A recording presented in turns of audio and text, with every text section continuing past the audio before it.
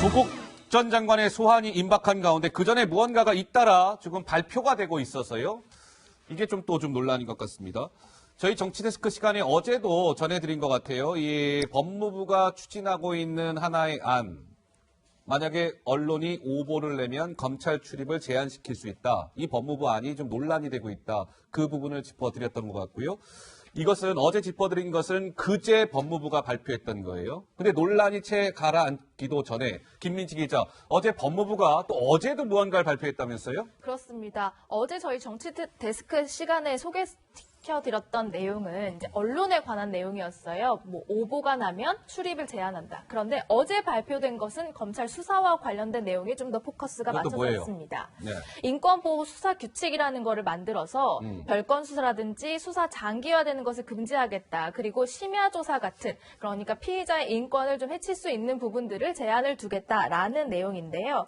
말씀드린 대로 언론과 검찰에 대해서 뭔가 옥죄는 거 아니냐, 이런 우려, 비판의 시각이 있습니다. 예.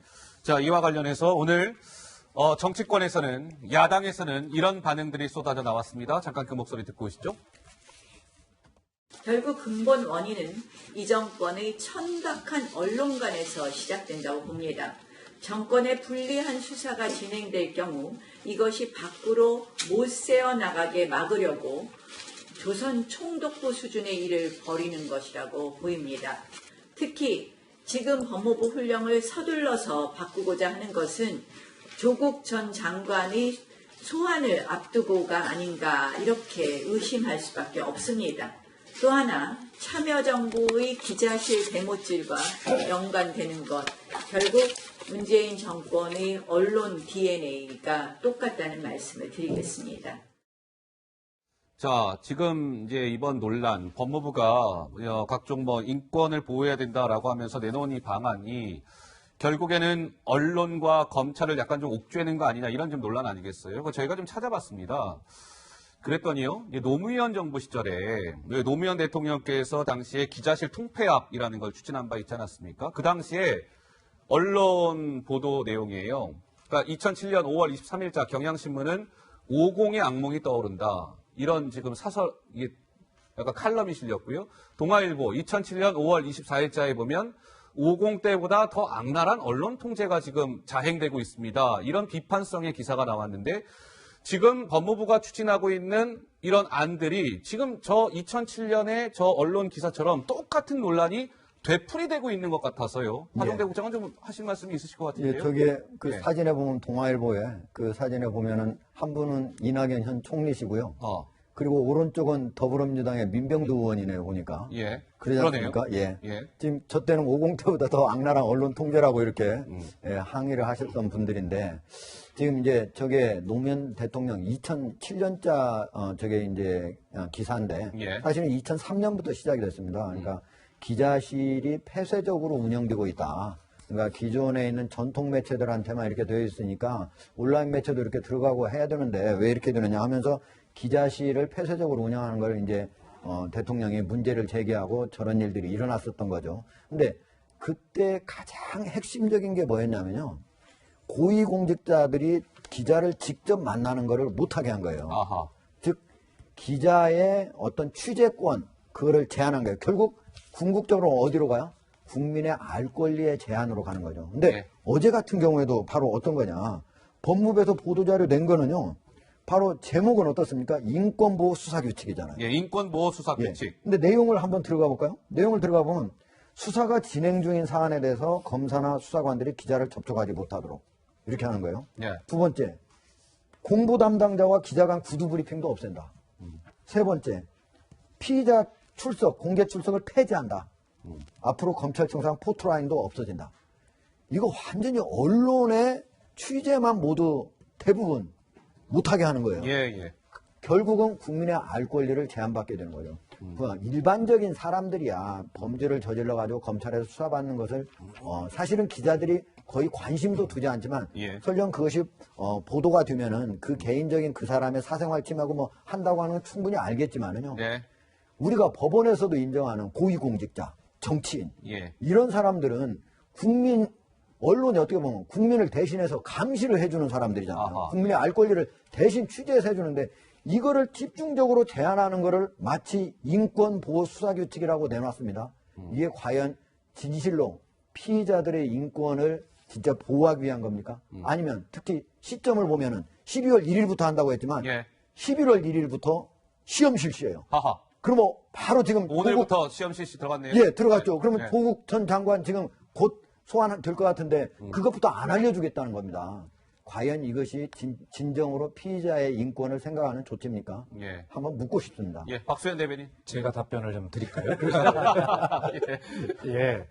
우리 한대국장님께서 이러한 그 법무부의 인권보호수사규칙 어제 31일자 발표에 대해서 조국 전 장관을 앞둔 시점에 의심받을 만한 일이다라고 이렇게 이제 말씀을 하셨는데 예. 지금 대한민국 국민이 이런 꼼수에 넘어갈 국민입니까? 이런 일을 한다고는 저는 상상이 되지 않습니다. 이 어제 발표된 이 문제와 그다음에 그저께 발표됐던 법무부 훈령 예. 이 모든 것은요. 문재인 정부 들어오면서 박상기 법무장관 체제가 출범을 했고요. 이러한 어떤 수사 관행의 뭐 개선이나 뭐 검찰 개혁, 근본적 개혁이나 이런 모든 것까지를 어떻게 할 것인가를 굉장히 오랫동안 연구해 왔습니다. 아, 예. 300페이지가 넘는 보고서, 연구 용역 보고서가 있습니다. 자, 예. 그런 것들을 전부 다 발표를 하고 실행을 하려고 하다가 예. 조국 장관의 사태가 난 것 아닙니까? 그래서 발표를 하고 못 하다가 조국 장관이 물러나고 나서 이제 오랫동안 연구해온 이 사법개혁, 검찰개혁의 조치들을 할 수 있는 것들은 해야 되겠다. 네. 그래서 이제 내놓기 시작하는데 이것이 조국 장관을 앞두고 갑자기 마련된 것이다. 이렇게 말씀하시는 것은 너무 심한 비약이다라는 말씀을 드리고요. 예. 그리고 우리 국민 누구나 이런 상황에 처할 수 있습니다. 피의자가 될 수 있고 그럴 경우에 내 문제라고 생각한다면 피의 사실이 공표되는 것 있어서는 안 되는 일 아니겠습니까? 예. 예. 언론도 사실은 지금 말씀하신 대로 국민의 알 권리 굉장히 중요하고 존중받아야 합니다. 언론은 무제한의 어떤 취재 어떤 여건이 허락이 돼야 된다고 저는 그런 가치관을 가지고 있습니다.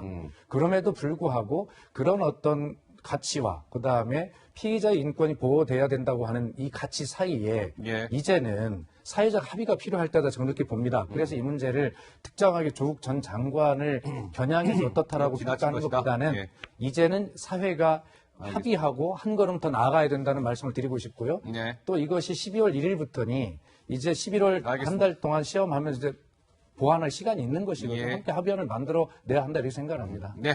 예. 김 교수님. 예, 저도 이제 두 분 오늘 뭐 치열하게 좀 논쟁을 하고 계신데요. 저는 그 법무부가 내놓은 훈령, 그다음에 인권 수사 규칙, 뭐 이게 검찰 개혁의 큰 포괄적 범위에서 하는 거에 대해서 뭐 큰 흐름을 국민들은 동의할 거라고 봅니다. 근데 다만 두 가지 문제를 좀 지적하고 싶어요. 하나는 아까 이야기했던 그 피의자의 인권을 보호한다는 그 절대 명제가 어떤 의미에서는 피의자는 항상 억울하다는 전제를 깔고 있는 것 같아요. 근데 그렇지 않습니다. 물론 억울한 피의자가 한 명이라도 있어서는 안 되겠습니다만 예. 억울한 피해자 한 명도 있지만 또 굉장히 파렴치한 피해자들도 많아요.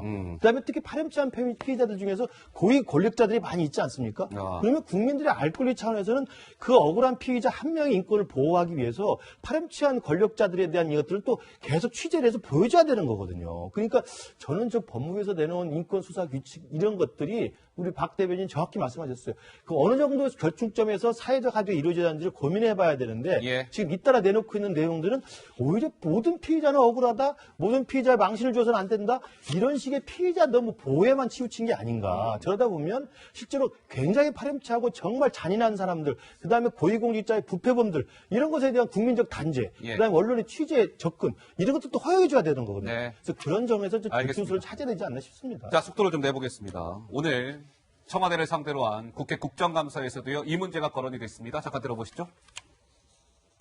조국 사태에 대한 보도 때문에 법무부가 훈령을 내려서 오보하는 언론사에 대해서는 기자에 대해서는 출입 정지를 시키겠다. 이런 신독재적 언론을 검열하는 이런 사태까지 왔습니다.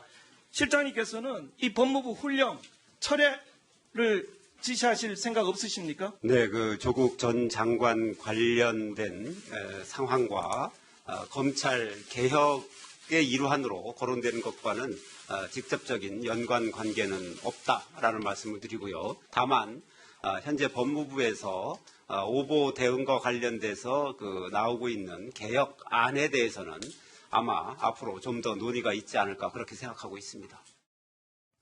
네, 노영민 대통령 비서실장은 그 왜 오보를 내면 그 검찰청사 출입을 정지시킬 수 있다, 출입을 금지시킬 수 있다, 이 법무부 훈련 관련해서 이것은 조국 보도와 직접 연관 관계가 없습니다. 오보 대응 관련해서는요, 아마 조금 더 논의가 있지 않을까 싶습니다. 약간 좀 저 훈련 내용이 변경될 수 있음을 노영민 대통령 비서실장이 시사를 했습니다. 어떻게 바뀌게 되는지 저희가 지켜볼 대목인 것 같고요. 자, 김민지 기자, 오늘 노영민 대통령 비서실장, 글쎄요, 국정감사 내내 좀 야당 의원들로부터 집중 공격을 당했을 것 같은데요. 예. 많은 질문을 받다 보니까요. 이런 일도 있었습니다. 민주평화당 조배수 원내대표의 질문에 조금 진땀을 흘리는 모습이 있었는데요. 현 정부에서 가장 잘한 것, 가장 잘 못한 것에 관한 질문을 받았습니다. 예상치 못한 질문에 조금은 당황한 기색을 보이기도 했습니다. 관련 내용 영상으로 준비되어 있습니다.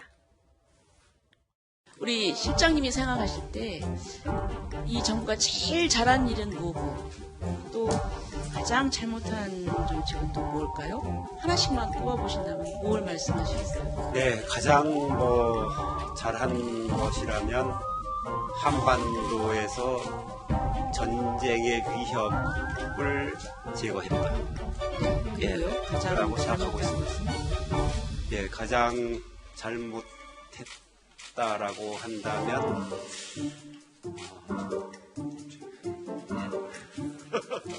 글쎄, 언뜻 떠오르진 않습니다. 잘못한 게 없어요? 그건 아니고요. 언뜻 떠오르지 않습니다. 떠오르지 않아요? 아, 이거 굉장히 심각합니다. 아니, 가장 잘못한 것이라고 말씀을 하시니까. 네, 조배수 원내대표 경제 정책에 관한 이제 비판의 목소리를 내기 위해서 저런 질문했는데 어쨌든 대답을 잘 못한 게 잘못한 게 없는 거 아니냐 이런 오해를 받을 뻔했지만 예. 잘 못한 일을 갑자기 물어보니까 언뜻 떠오르지 않아서 생긴 해프닝이었습니다. 자, 오늘 노영민 대통령 비서실장이요, 국정감사가 진행되는 도중에 발끈한 적도 있었습니다. 굉장히 발끈해서 막 자유한국당 의원과 설전을 벌였는데요. 어떤 상황이었을지 궁금하시죠? 영상으로 준비되어 있습니다. 보시죠. 청와대에 지금 가장 정점에 있는 실장님 제대로 책임지고 물러나라는 게 국민의 소리입니다. 무슨 제도 지금 제도 운운하십니까? 제가 제도라고 얘기 안 했고요. 자, 그러면 제도 묻겠습니다. 속에 자, 내재화된 불공정이라는 말씀을 말씀 하지 드렸습니다. 마세요. 대통령 닮아가십니까? 왜 그러세요? 합법적 불공정이니 아니, 뭐니 무슨 이런 말씀을 그렇게 하십니까? 대통령 닮아간다는 게 지금 무슨 말입니까? 아니 말을 제대로 하는 아니, 왜 그러십니까? 지금 뭐 하는 겁니까? 또 싸우자는 겁니까? 우리 실장님, 위원장님께서 실장님. 이렇게 모욕적인 표현을 쓰는 것에 아니, 대해서 대통령이 그 지적을 좀 해주셨으면 아니 좋겠습니다. 대통령에 대해서는 한마디도 못합니까? 그 대통령에 대해서 대해서는 그렇게 한마디도 못합니까? 함부로 말씀하시는 거 아닙니다. 함부로 말하다니요. 아니 대통령에 대해서 무슨 함부로 말한 게 있었습니까? 대통령 질문하십니까? 네, 자유한국당 김정재 의원과 대통령 비서실장 노영민 실장 간의 거친 설전이었습니다. 하여튼 이 국정감사 청와대를 상대로 한 국회 운영위는 한 번도 이렇게 조용히 넘어간 적이 없었던 것 같죠. 예, 오늘도 거친 설전이 있었고요. 그런가 하면 오늘 이 청와대를 상대로 한 국정감사에서 지금 노영민 실장 영상만 계속 나왔는데요. 강기정 대통령 정무수석 비서관이 마이크를 잡고 이야기한 상황이 있었습니다. 그런데 이 발언이 좀 논란이 되고 있는 것 같더군요. 어떤 상황이었을까요? 영상으로 만나보시죠. 한참 조국 수사가 진행되는 시기에 우리 승무수석께서 조국 수사를 여러 경로를 통해서 검찰에 전달했는데 말을 안 듣는다 이런 발언을 하셨어요. 네. 적절하다고 생각하십니까? 그게 사실입니다. 적절하다고 생각하십니까? 아니 적절성은 국민들이 판단하고 그게 사실입니다. 정말 이거 왜 이러십니까? 본인의 의사를 제가 묻지 않습니까? 그 내용이 저는 적절했기 때문에 했겠죠. 본인은 그럼 적절하다고. 네, 이만희 의원이 화가 많이 났는데요. 하 국장가 말씀하시죠. 예. 제가 그 강기정 정무수석 대신 이렇게 답변을 해드리면요. 저 부적절했고요. 저 국민이 판단을 할 일이 아니고 저 하면 안 되죠. 왜냐면요. 만약에 대통령이 검찰총장한테 무슨 할 얘기가 구체적인 사안과 관련해서 할 수는 있어요. 대통령이 직접 할 수 있어요. 또는 공직자법에 따르면요. 그 총리도 할 수 있고 다른 사람 할 수 있어요. 즉 검찰총장 정부가 더 윗사람 할 수 있어요. 그러나 만약에 대통령의 말을 다른 사람이 전한다 그러면 수석이 한다면요. 민정수석해야지 정무수석이 하면 안 됩니다. 있을 수 없는 일이에요. 예. 그리고 대통령이 전화라고도 안 했는데 왜 저기 정무수석이 나서가지고 구체적인 사안에 대해서 얘기합니까? 이건 정치적 중립성을 위반한 것이고 저렇게 하면 안 되죠. 사실은 조금 잘못하면 형사처벌 받을 수도 있어요. 예. 알겠습니다. 자, 강기정 수석 얘기까지 해봤습니다. 시간이 어느덧 다 됐습니다. 저는 60초 1분 후에 다시 돌아오도록 하겠습니다.